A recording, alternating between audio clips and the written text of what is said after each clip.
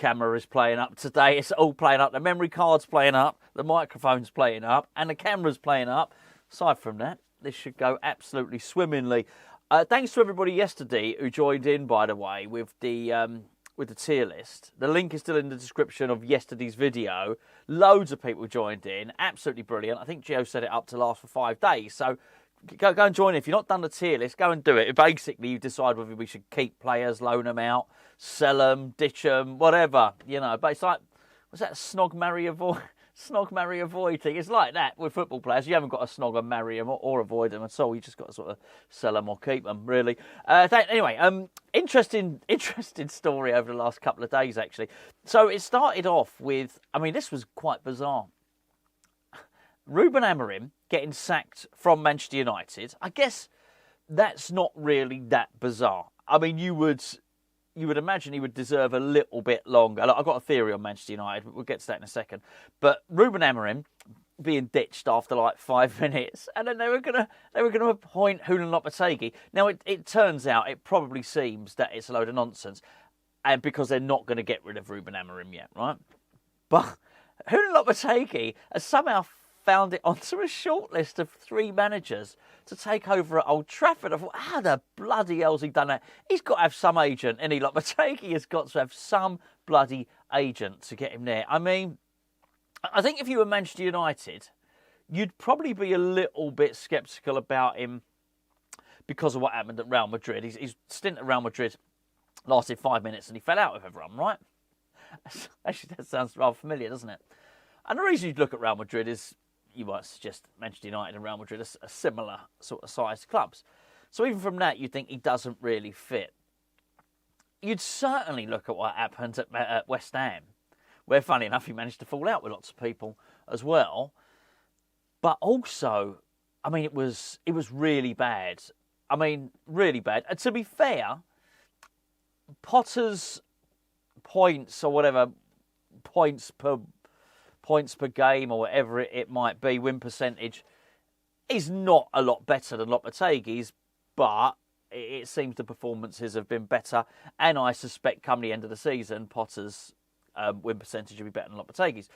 But anyway, I mean, they wouldn't probably consider Graham Potter either, but I think Lopetegui, are you serious? Did you see sort of, you know, I think there was 2 dressing room bust-ups, weren't there, at least, numerous fallings out, a lot of spankings, not in that sense, obviously. I'm talking about, you know, thrashings. I don't know. Anyway, I don't know how he found his way onto any sort of Old Trafford shortlist, but they're a basket case of a club. I don't know how true this is, but I think I might have the players slightly wrong. But I think when Jadon Sancho got out of Manchester United, maybe he went to Borussia Dortmund or something, and there was sort of some exchange between him and Anthony Martial on social media. It was sort of free at last, right?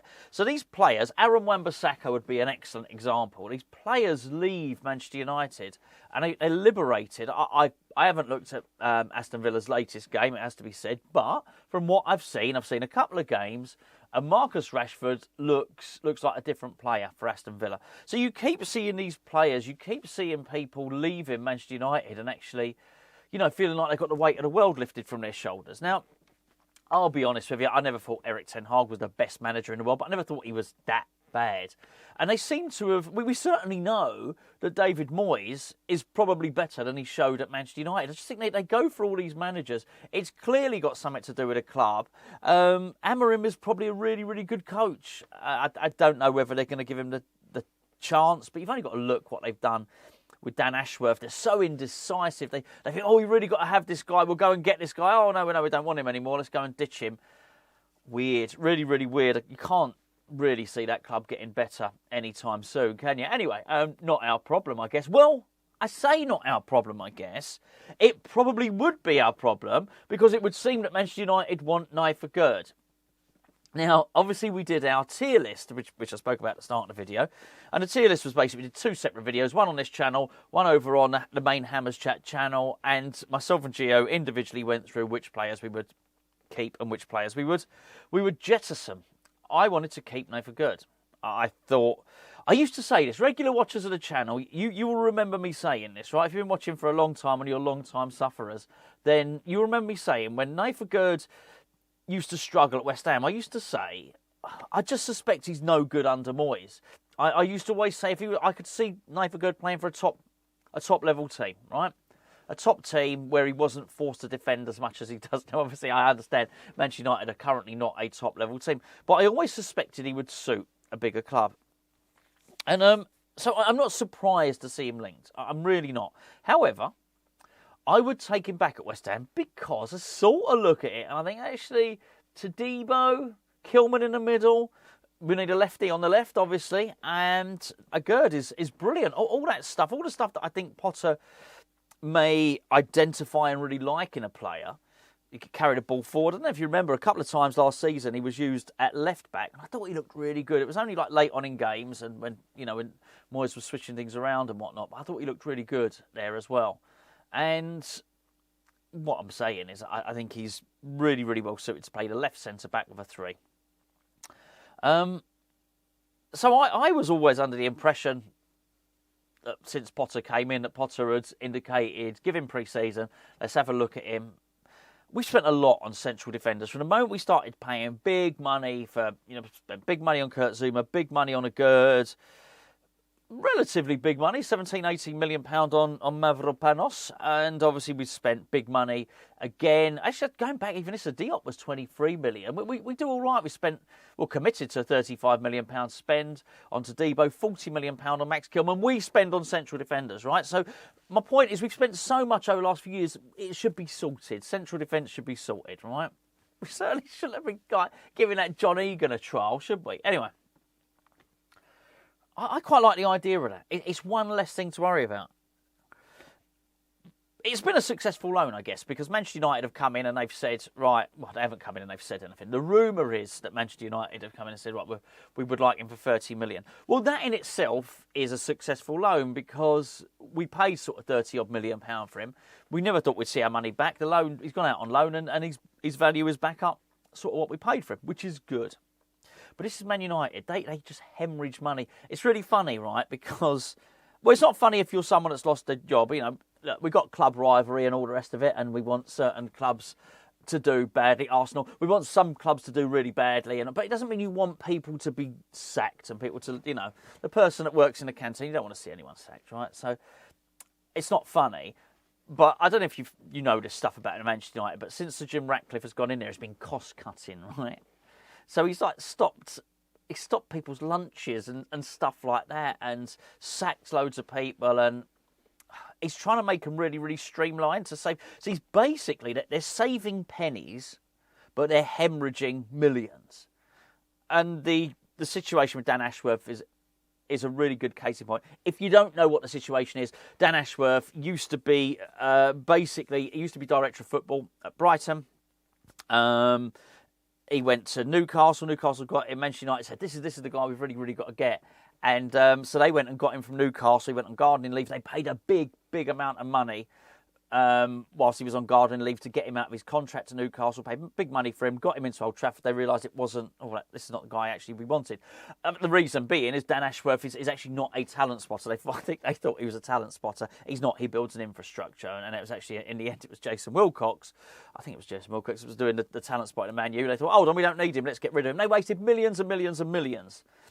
All the while, for their staff that they work in there, their cleaners, probably saying, do you need, it's like Trigger's broom, or so do you need a replacement head for your broom? And do you need, for the lunches, for the staff lunches, do you need butter in that sandwich? So they're saving on all this small stuff and then hemorrhaging millions. And, obviously big payoff to Ten Hag and on and on and on it goes. Big loss. I think they're making a big loss on... Rashford might be on 300 odd grand. I think maybe Aston Villa are playing 100 grand. They're basically paying Marcus Rashford 200 grand a week to play for Aston Villa. This is the sort of loss that you're dealing with. With that in mind, if they want to buy Nayef Aguerd, I want to keep him. I made that clear. I made my point in yesterday's video. I'm not going to repeat myself. But if they want Nayef Aguerd and they say, we'll give you 30 million. No. We know what these guys are like. These guys hemorrhage money. If they want Nayef Aguerd, they're going to have to pay 60 million. That's what I say. If you want him, pay 60 million pounds. Now, You allow yourself to be negotiated down at 50 million. What's 10 million between friends? You allow yourself to be negotiated down, then that brings you in some money. Then Potter can go and get Webster, can't he, from Brighton for a couple of £1 million. Do a Craig Dawson on that. But I joke. He needs to bring a proper defender in. Maybe a Harwood Bellis, I know he's not a left-sided central defender, but signed up with Will Salthouse, and as we understand it. But yeah, I just found it interesting. I would keep him up until they make us an offer we can't refuse. Make us an offer they can't refuse. With Aguerd, look, Manchester United are obviously not going to be in European football next season, to state the bleeding obvious. And if Aguerd sort of kicks off, I'd just sort of say to him, mate, I would understand it. If Man City were in for you, if even Arsenal,